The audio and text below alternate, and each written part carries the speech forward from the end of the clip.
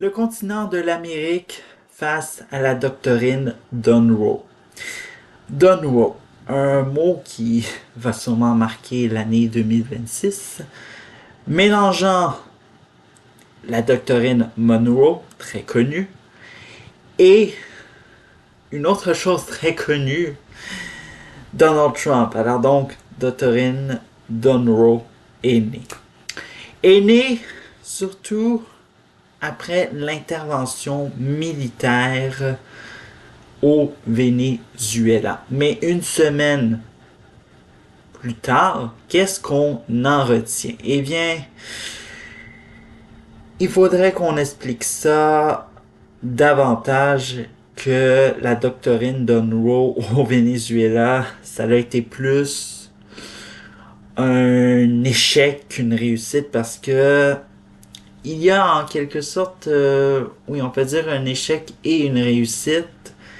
Bref, alors donc, les avis sont très partagés.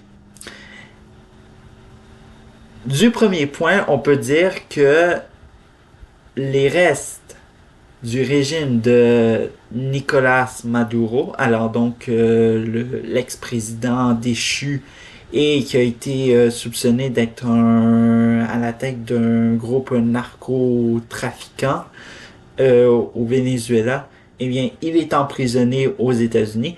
Mais attention, c'est le bras droit de Maduro, qui est Delcy Rodriguez, qui a pris la tête de la présidence de façon intérimaire. Alors donc, le régime se poursuit. Pendant ce temps-là, eh bien, tout ce qui était, soit disons-le, les idées véhiculées que le Venezuela exportait vers les États-Unis des stupéfiants pour faire mourir des individus aux États-Unis, eh bien, cette idée-là, elle est un petit peu, soit disons-le, complexe à décrire parce que il y a beaucoup de choses, il y a beaucoup d'autres endroits où les substances proviennent et puis, bon, bref, ça, on sait qu'est-ce que ça, y arrive en des décès d'Américains. Alors donc, c'est un peu compliqué à savoir, mais il faut savoir que le Venezuela, ça fait joue en quelque sorte le transporteur entre les ports et bien sûr parfois la drogue est produite, disons-le, en Colombie. Alors donc, après le Venezuela, eh bien, disons-le que les proches de Donald Trump ne se sont pas, soit disons-le, gênés pour savoir quelle prochaine cible ça leur aurait été. Hein? On a entendu parler de la Colombie, Cuba, Mexique. Et là, ce qui se passe actuellement, on en a beaucoup entendu parler, c'est le gros Enlen. Alors donc, évidemment, la doctrine d'Unruh, ce qui la distingue de la doctrine Monroe, c'est qu'on ne se concentre plus désormais juste en Amérique du Sud, mais à travers le continent de l'Amérique. Bref. Alors, il faut savoir que si on s'en va au Groenland, ça ne concerne plus le continent de l'Amérique, mais évidemment, ça concerne soudainement l'Europe. Parce qu'il faut savoir que le Groenland, c'est un, c'est un territoire autonome du Danemark et donc qui n'est pas un pays indépendant. Bref, alors évidemment, tout le monde s'est empressé pour montrer leur soutien au Groenland et au Danemark. C'est comme le Canada. Alors donc, Mark Carney, oui, qui a dit que il faut montrer notre soutien aux voisins groenlandais, danois.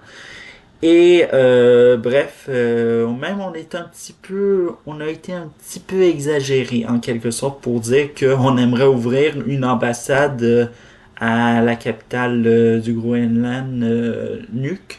Mais bon, est-ce qu'on a vraiment besoin, alors que notre défense dans l'Arctique est vraiment nul à chier, en quelque sorte. Bref, alors donc, comme vous le voyez actuellement, euh, quel est notre rôle là-dedans, le Canada, où on se trouve évidemment. Alors donc, il faut savoir que les réactions ont été timides. Bref, ne se sont pas bousculées l'une après l'autre, etc. Même que les débats ont très peu circulé sur ce qui se passait avec la doctrine d'Unroe. Alors donc, on sait que actuellement, l'industrie du pétrole canadien est impactée parce que, bon, le Venezuela, c'est un producteur important de pétrole, puis là, on s'inquiète, qu'est-ce qui pourrait nous arriver. Mais la première ministre de l'Alberta, alors donc d'où vient principalement le pétrole canadien,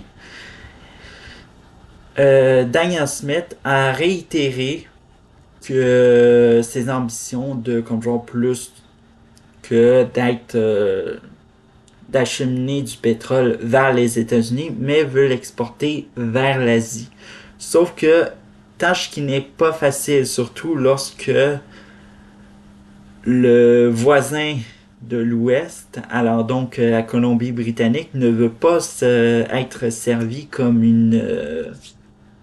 comme euh, le transporteur de l'Alberta jusqu'à l'océan Pacifique. Alors donc c'est un peu difficile pour ce moment. Mais bon, alors donc ça a beaucoup tourné autour du pétrole. Et là, certains se disent, pour l'instant, qu'est-ce qu'on peut faire devant toute cette doctrine d'Unroe? Eh bien, la première des choses qu'on peut faire, c'est d'arrêter d'avoir peur. Parce que la peur, ce n'est pas une bonne option. Surtout depuis que, bon, il y a le 31e État, puis il y a Donald Trump. Bon, les gens sont très anxieux, ont peur, puis bref, alors donc, ce que ça nous fait la peur, ben ça nous rend faibles, puis ça nous rend vulnérables à des discours qui sont assez vulnérables. Et puis on l'a vu cette semaine avec Yves-François Blanchet, qui est allé à coup de petites déclarations à Bakou en disant que le Québec est aux Québécois, que le, la prochaine mission en Chine, ben, c'est une provocation envers les Américains. Bref, alors donc, vous voyez, le discours-là, ben, vous en avez eu un bel exemple. Et puis, c'est de beaucoup miser sur notre économie, mais aussi, bon, on sait que les barrières entre les provinces est tombée. On sait que, évidemment, il faut davantage se tourner vers l'international pour savoir où exporter nos produits. Alors donc, comme vous le voyez, ben, c'est un peu ça. Et puis là, le troisième aussi, c'est de toujours analyser profondément les pensées de Donald Trump. Parce qu'il faut savoir que Donald Trump, on va avoir une renégociation de l'ASEAN qui va se faire cette année en 2026. Alors donc, le Canada, les États-Unis et le Mexique. Alors donc, il y aura cette, comme je dis, renégociation de l'ASEAN. Et bref, on ne sait pas qu'est-ce qu'il va faire. Alors donc, il faudra analyser profondément qui est Donald Trump et évidemment ses faiblesses. Bref, ciao.